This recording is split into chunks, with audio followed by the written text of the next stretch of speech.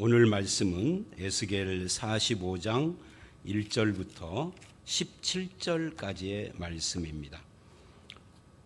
이 말씀은 왕과 관련된 규례이고요. 백성은 왕을 위해서 토지와 예물, 세금을 드려야 하고 왕은 공평과 정의로 다스려야 된다 하는 것을 말하는 내용입니다. 매일 성경에 설명된 대로 왕의 본분에 대한 이야기이죠. 그 중에 1절부터 8절을 보시면 1절을 보니까 너희는 제비 뽑아 땅을 나누어 기업으로 삼을 때 한 구역을 거룩한 땅으로 삼아 여호와께 예물로 드릴지니, 하나님께 드려지는 땅에 대한 이야기예요. 길이가 쭉 나오고요. 그 땅의 크기가 어떠했는가 하는 것을 도표로, 그림으로 그려보는 것도 의미가 있을 것 같습니다.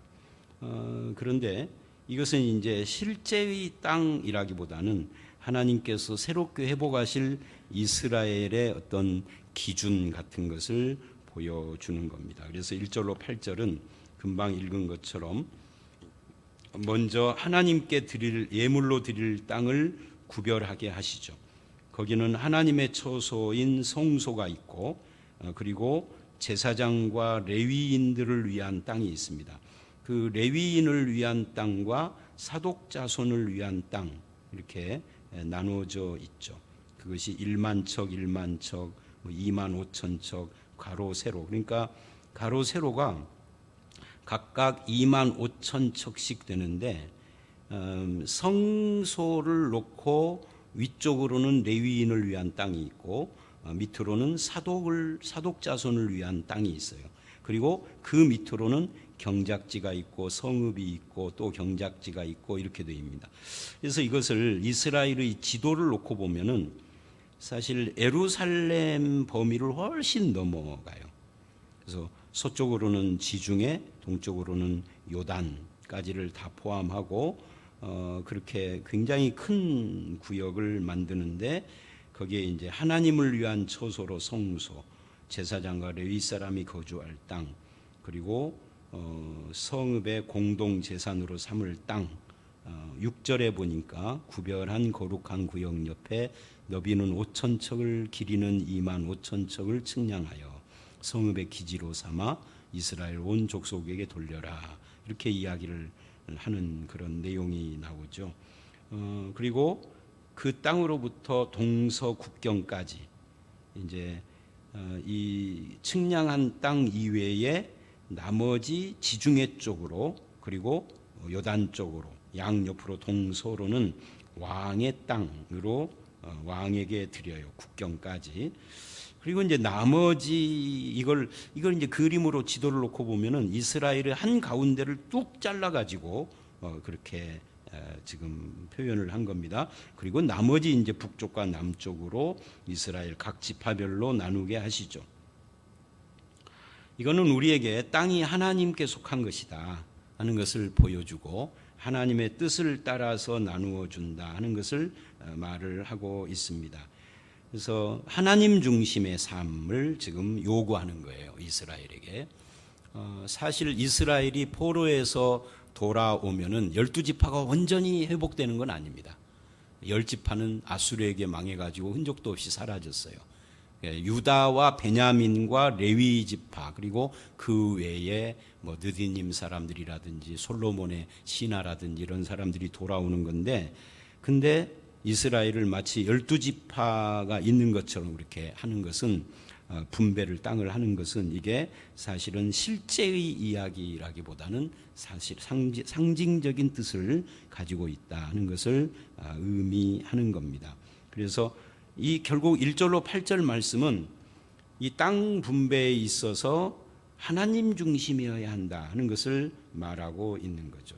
하나님을 중심으로 해서 모든 사람들의 땅들이 그 가운데 핵심을 놓고서 쭉 왕까지도, 그러니까 한 나라의 통치자인 왕도 하나님 중심으로 살아야 하는 것이죠. 나머지 백성들은 말할 것도 없고요. 그래서 한 가운데 성전이 있고 나머지를 나누고 있는 그런 내용이라고 할 수 있습니다. 그리고 이제 7절서부터 9절까지를 보면 이스라엘 왕에 대한 이야기예요. 7절 드린 거룩한 구역과 성읍의 기지된 땅의 좌우편 곧 드린 거룩한 구역의 옆과 성읍 기지 옆의 땅을 왕에게 돌리되 서쪽으로 향하여 서쪽 국경까지 아까 말씀드렸죠. 지중해까지라는 거예요. 동쪽은 동쪽 국경까지 요단강입니다. 그렇게 하고 이 땅을 왕에게 돌려. 왕에게 돌리는데 왕은 어떻게 하느냐? 왕은 이스라엘 가운데 기업을 삼아서 나의 왕들이, 여기 이 표현을 보십시오. 나의 왕들이 그래요. 이 왕들은 그냥 왕들이 아니라 하나님의 왕들입니다. 즉 이 말은 왕이라 할지라도 하나님께 속한 자들이다 하는 것을 보여주는 겁니다. 사람들 앞에서는 왕이지만 하나님 앞에서는 신하 같은 존재인 거죠. 다시는 내 백성을 압제하지 아니하리라. 그 나머지 땅은 이스라엘 족속에게 그 지파래도, 이건 아까 설명했던 부분이니까 이 8절이 왕에 대한 이야기인데 그 왕에 대한 이야기를 하면서 뭐라고 하느냐면 이렇게 왕에 대해서 지도를 놓고 그림을 그려보면 양 사이드로 쫙 뺐어요. 가운데는 하나님의 성전이 있고 그 하나님의 성전이 있는 곳에서 레위인 사독 자손을 빼고 나머지를 보면은 상당히 중심에서 떨어져 있는 양쪽 사이드로 밀려 있는 거거든요. 근데 이게 상징적인 실제가 아니라 아까도 말한 것처럼, 근데 이렇게 말하는 이유는 왕이 다시는 내 백성을 압제하지 않고 이걸 위해서예요. 그러니까 왕은 압제자가 아니다. 안 믿는 세상의 왕들은 자기의 통치권을 가지고 백성들을 압제하고 수탈하고 그렇게 하는데 하나님이 세운 왕들은 그렇게 할 수 없다 하는 것을 말을 합니다. 그래서 9절 주 여호와께서 이같이 말씀하시느니라 이스라엘이 통치자들아, 왕들이죠. 이 근데 왕을 통치자들아 하는 걸 보니까 왕뿐만 아니라 왕을 보좌에서 통치하는 모든 고관대작들을 다 포함한 거예요. 너희에게 만족하니라. 너희는 포악과 겁탈을 제거하여 버리고 정의와 공의를 행하라. 그래서 내 백성에게 속여 빼앗은 것을 그칠지라. 그러니까 앞에 압제하지 아니하리라 하는 말과 같은 이야기죠. 근데 거기에 조금 더 붙여서 좀 자세하게 포악과 겁탈을 제거하고 정의와 공의를 행하라. 속여 빼앗는 걸 그치라. 이게 사실은요 하나님 나라의 특징인데 오늘날 현대에게도 우리들에게도 해당이 되는 겁니다. 하나님께서 세운 것이 위정자들이라면 위정자들과 그를 보좌하는 모든 고위직들과 공무원들과 뿐만 아니라 이 땅에 힘을 가진 모든 자, 꼭 위정자 공무원들이 아니라 할지라도 뭐 국회의원들도 포함되고 아니면은 교회 목사 장로도 포함되고 가정에 뭐 무슨 어른들도 다 포함되겠죠. 뭐 직장에서 높은 자리에 있는 사람도 다 포함되는데 이것이 성경적인 원칙으로 하나님이 세운 것이다라는 것을 믿는다면 아랫사람을 압제하거나 포악과 겁탈을 하거나 정의와 공의를 행하지 않고 불의를 행하며 속여 빼앗는, 한마디로 말하면 그들을 압제하고 수탈하는 짓을 하지 않아야 된다 하는 것을 말하는 겁니다. 우리가 이것을 정확하게 실천해내야 돼. 특히 믿는 자의 가정과 사회, 직장과 교회에서도 이런 일들이 일어날 수 있거든요. 정의와 공평, 공의와 정의를 행하는 그런 통치자, 그리고 그런 윗사람, 이것이 하나님이 요구하시는 것이다. 그러니까 오늘 이 말씀은 1절로 8절까지 하나님 중심으로 구역을 나누고 왕들까지도 사이드로 밀었어요. 그리고 그 왕들에게는 또는 통치자들이나 윗사람들에게는 압제와 수탈과 또 그 겁탈, 포악을 버리고 공의와 정의를 행하라 하고 요구하고 있는 거예요.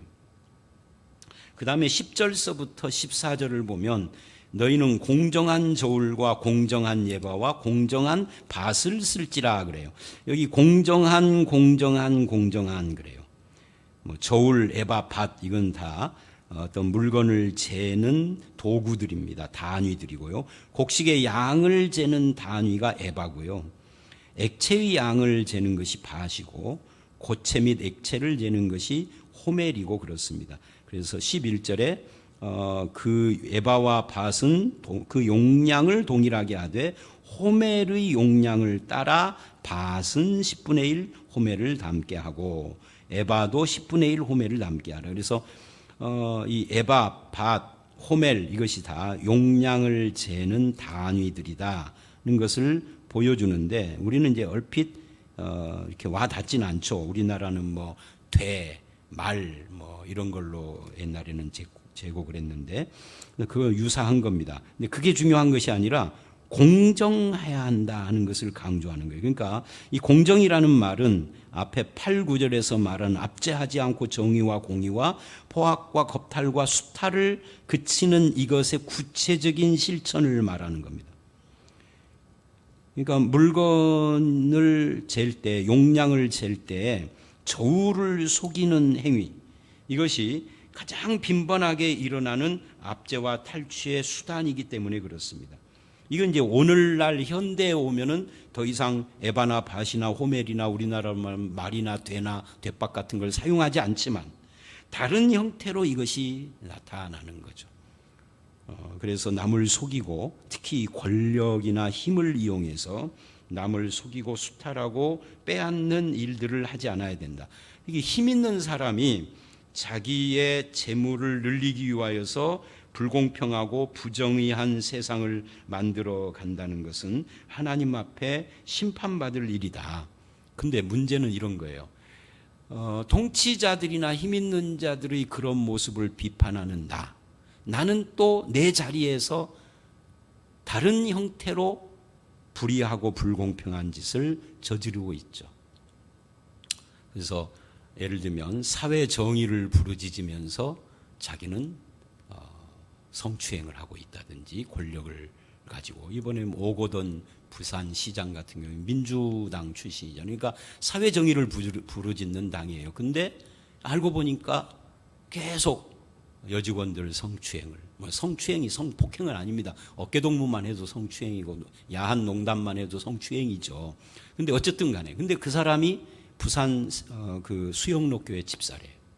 그러니까 이게 참 우리가 너무 이런 쪽에 무지하고 무감각하다 하는 것을 보여주는 겁니다.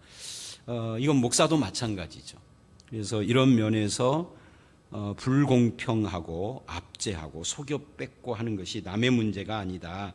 내 삶의 현장 속에서도 공평과 정의가 시행돼야 한다는 것을 말해주고 있는 겁니다. 이게 하나님이 회복하실 새 성전을 중심으로 한 새 하늘 새 땅에서의 모습인데 이게 신약에서는 회복된 성전인 예수 그리스도와 그분을 모신 우리들이죠.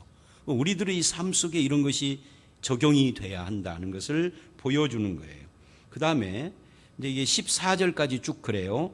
뭐 세겔 이야기도 나오고 12절에 13절 너희가 마땅히 드릴 예물은 이러하니라 하고 드릴 예물에 대한 이야기도 합니다. 마땅히 드릴 예물이라는 표현을 보십시오.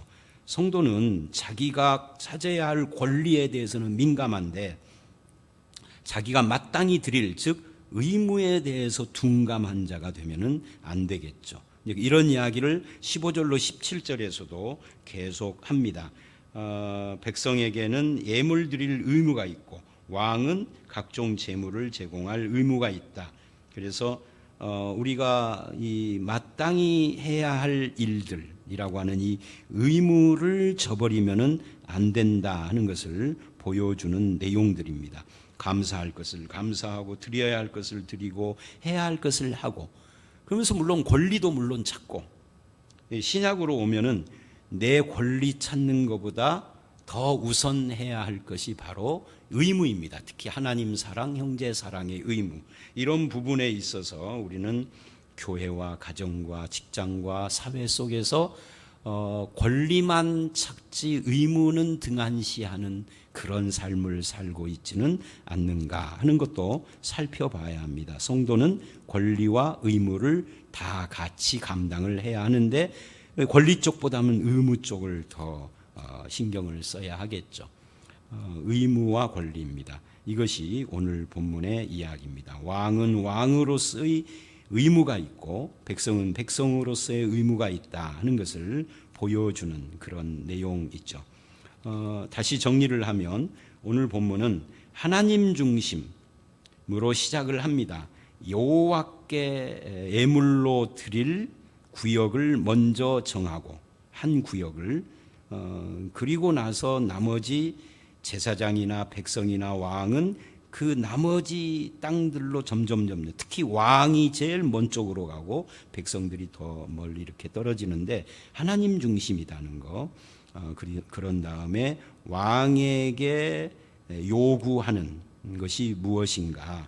왕에게 요구하는 것은 공평과 정의다. 또 높은 사람에게 요구하는 것도 공평과 정의다. 압제와 탈취가 아니다 하는 것을 말하고 백성들과 왕이나 통치자에게 공동으로 요구하는 것은 권리가 아니라 의무다. 마땅히 드릴 예물이다 라고 하는 것을 살펴봤습니다. 우리 함께 기도하겠습니다. 하나님, 우리의 삶이 하나님 중심의 삶이 되어지도록 인도해 주시옵소서.